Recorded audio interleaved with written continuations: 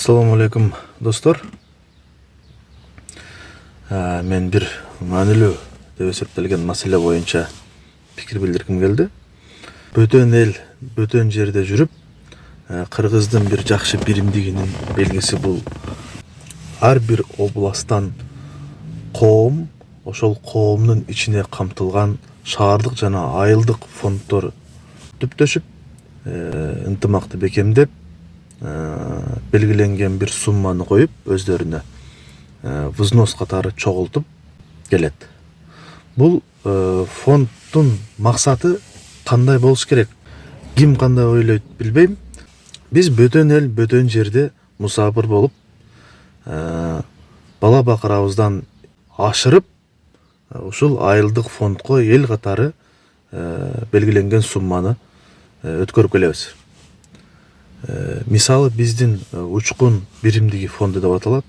Ай сайын 250 рубльден гана акча чогултабыз.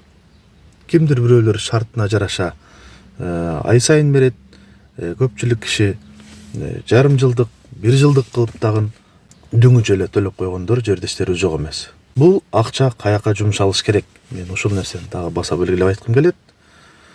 Чогултулган сумма биринчи кезекте ошол аталган фонддун активдүү катышуучуларынын бөтөн элде жүргөндүгүнө байланыштуу коопсуздугун камсыздоого багытталуусу шарт болуп эсептелет.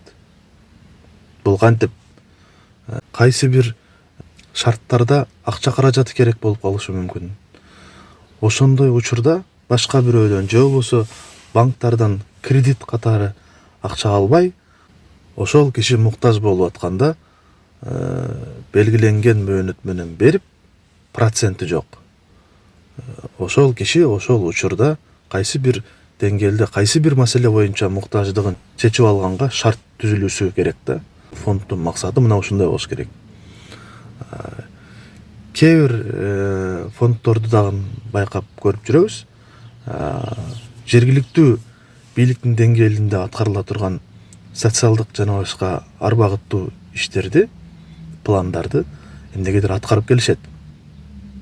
Бул таптакыр туура эмес деп эсептейбиз биз. Анткени бул, мен дагы баса белгилейм, бөтөн элде, бөтөн жерде өзүнүн үй бүлөсүнөн ашырып чогултулуп аткан сумма. Демек бул бирөөгө көз карандысыз ошол жердеги кайсы бир муктаждыктарды чечүү максатында гана колдонулушу шарт. Ушул нерсени биз туура түшүнүшүбүз керек, туугандар. Бул өтө маанилүү.